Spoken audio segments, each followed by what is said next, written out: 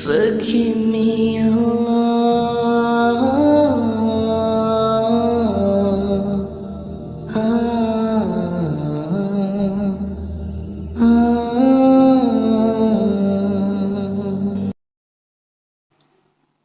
Kisah keistimewaan membaca Al-Quran. Al-Kisah nan jauh di sana, tepatnya di daerah Amerika. Ketika itu langit senja sedang menampakkan keindahannya. Ada seorang kakek sedang membaca sebuah kitab di depan tempat perapian. Di sebuah kursi goyang yang biasa untuk ia tempati untuk bersantai. Musim dingin sedang melanda di daerah tersebut, hingga sebagian rumah penduduk menghidupkan perapian yang berada di rumahnya masing-masing untuk menghangatkan badan. Seorang kakek itu terlihat khusyuk dan khidmat ketika membacanya. Ditambah lagi dengan sedikit angin sepoi yang masuk ke dalam ruangan itu, menjadikan syahdu suasana. Rumah itu tampak sederhana dari luar, tetapi terasa nyaman ketika berada di dalamnya, rapi dan tertata. Tak jauh dari tempat duduknya si kakek, terlihat seorang bocah kecil sedang asyik dalam dunianya. Ia sedang menggambar sebuah mobil di atas kertas gambarnya. Cucu satu-satunya itu sangat disayangi oleh si kakek tersebut. Melihat kakeknya membaca dengan khusyuk, si cucu yang baru berumur 7 tahun ini penasaran. "Kek, yang dibaca kakek itu apa sih? Kok bahasanya aneh?" tanya si cucu yang tangannya masih sibuk menggambar. Si kakek yang sedang membaca kitab seketika itu menghentikan bacaannya, lalu menatap ke arah cucu tersebut. "Ini adalah Al-Quran, nak.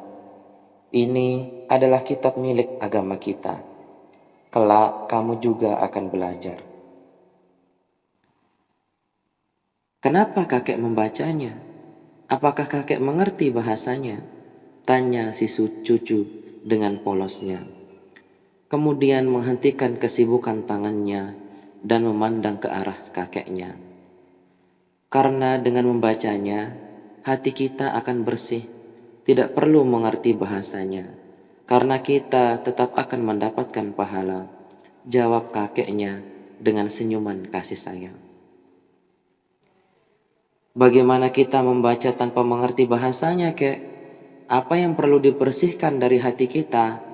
tanya si cucu lagi dengan penuh penasaran. Si kakek tahu kalau ia menjelaskan dan memberi pemahaman, si cucu mungkin tidak akan paham. Dan kemudian si kakek memutuskan untuk melakukan sesuatu.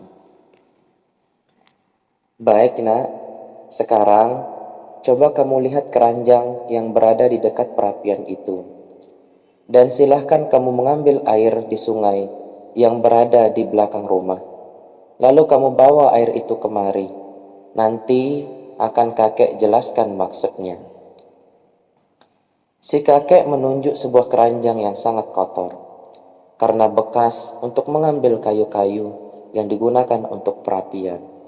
Ditambah lagi, bagian bawah keranjang terlihat banyak lubang. Tanpa banyak bertanya, kemudian si cucu mengambil keranjang itu dan menuruti perintah si kakek. Saat sampai di sungai belakang rumah, si cucu kemudian mengambil air menggunakan keranjang sampai penuh dan membawanya masuk ke dalam rumah. Tetapi belum juga sampai depan pintu, air yang berada di keranjang itu tinggal sedikit. Dan ketika ingin memberikan keranjang itu kepada si kakek, airnya pun sudah tidak ada. "Kenapa tidak ada airnya? Coba kamu ambil lagi," perintah si kakek. Karena di dalam keranjang tidak ada air sama sekali. Kemudian si cucu kembali lagi ke sungai dan mengambil air dengan keranjang yang tadi dan kemudian akan diberikan kepada si kakek. Tapi sampai di depan pintu, lagi-lagi airnya sudah habis duluan. Kemudian ia kembali lagi ke sungai untuk mengambil air. Sampai sekitar 5 kali lebih si cucu bolak-balik untuk mengambil air. Tetapi tidak ada air yang berhasil sampai ke kakek. Sampai akhirnya si cucu kesal dan menuju ke arah kakeknya. "Kek, keranjang ini nggak bakalan bisa terisi air dengan penuh karena banyak lubang di bawahnya," lapor si cucu dengan nada kesal dan wajah murung. Si kakek tersenyum dan kemudian menyuruh si cucu untuk duduk di pangkuannya. Kakek tahu keranjang itu tidak akan berisi air karena banyak lubang di bawahnya. Sambil mengusap rambut si cucu, si kakek melanjutkan, "Tapi, apakah kamu tahu, nak, apa yang terjadi pada keranjang itu? Coba lihat keranjang yang kamu bawa tadi untuk mengambil air.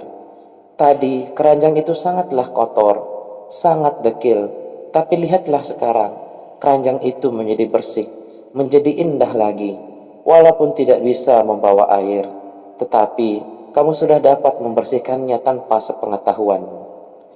Si cucu melihat ke arah keranjang tadi dan mengiyakan perkataan kakeknya. "Nah, Al-Quran juga seperti itu. Tanpa kita harus mengerti artinya, dengan sering membacanya, hati kita akan bersih dengan sendirinya. Kotoran yang menempel pada keranjang tadi ibarat dosa kita, dan kita membersihkannya dengan cara kita membaca Al-Quran," jelas si kakek dengan wajah yang bahagia. Kemudian mereka melanjutkan pergi ke masjid untuk melaksanakan sholat maghrib berjamaah.